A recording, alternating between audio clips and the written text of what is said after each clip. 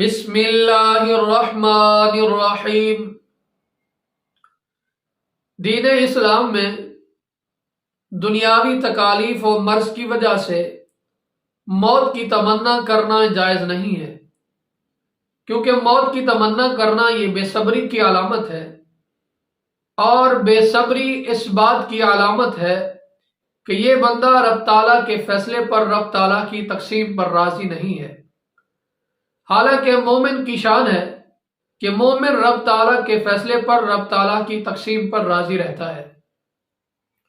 حضرت ابو ہریرہ رضی اللہ تعالیٰ عنہ فرماتے ہیں، نبی پاک صلی اللہ علیہ وآلہ وسلم نے ارشاد فرمایا کہ تم میں سے کوئی آدمی موت کی تمنا نہ کرے، کیونکہ اگر یہ نیک ہے تو درازی عمر کی وجہ سے اسے تو عبادات کا مزید وقت مل گیا ہے۔ جب عمر بڑھ جائے گی تو عبادات مزید بڑھتی جائیں گی، نماز اور پڑھے گا، ذکر و اذکار اور کرے گا، تلاوت اور کرے گا، توبہ استغفار اور کرے گا۔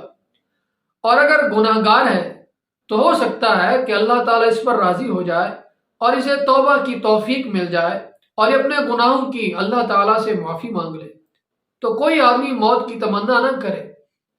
ایک اور اسی طرح کی روایت ہے، آپ صلی اللہ علیہ وآلہ وسلم نے ارشاد فرمایا کہ مومن کو چاہے جس طرح کے بھی حالات آئیں اسے موت کی تمنا نہیں کرنی چاہیے، کیونکہ جب تک زندگی ہے تو اس کے لیے موقع ہے کہ یہ رب تعالیٰ کو راضی کر سکتا ہے، عبادات کر سکتا ہے، اور زندگی ایک ایسا موقع ہے جس میں انسان عبادات کر سکتا ہے۔ جب زندگی ختم ہو گئی تو پھر یہ نیکی کیسے کرے گا؟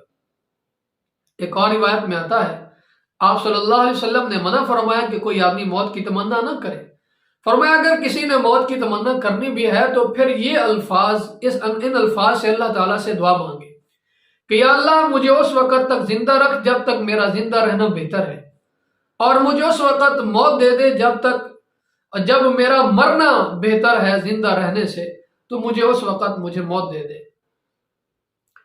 اسی طرح شہادت کی تمنا یہ مستحب ہے، روایات میں بھی ثابت ہے، جس طرح حضرت عمر رضی اللہ تعالیٰ عنہ نے یہ دعا کی تھی کہ اللہم ارزقنی شہادتا فی سبیلک، کہ یا اللہ مجھے اپنی راہ میں، تیری راہ میں مجھے شہادت کی موت نصیب ہو جائے۔ تو حضرت عمر رضی اللہ تعالیٰ عنہ نے شہادت کی موت اللہ تعالیٰ سے مانگی۔ تو شہادت کی موت مانگنا یہ تو مستحب ہے، اسی طرح مدینہ منورہ کی موت مانگنا کہ وہاں میری موت ہو، یہ بھی مستحب ہے۔ تو اگر زندگی میں نیکیاں بڑھ رہی ہیں تو اس وقت زندگی مانگنا بہتر ہے، اگر زندگی میں گناہ بڑھ رہے ہیں تو پھر موت مانگنا بہتر ہے۔ اللہ تعالیٰ ہم سب کی زندگیوں میں نیکیوں کی بہاریں نصیب فرمائے اور ہمیں نیک اعمال کرنے کی توفیق نصیب فرمائے، اور ہمیں اللہ تعالیٰ گناہوں سے بچنے کی توفیق نصیب فرمائے، گناہ اور گناہ گاروں سے اللہ تعالیٰ ہم سب کو دوری نصیب فرمائے۔ وآخر دعوانا ان الحمد للہ رب العالمین۔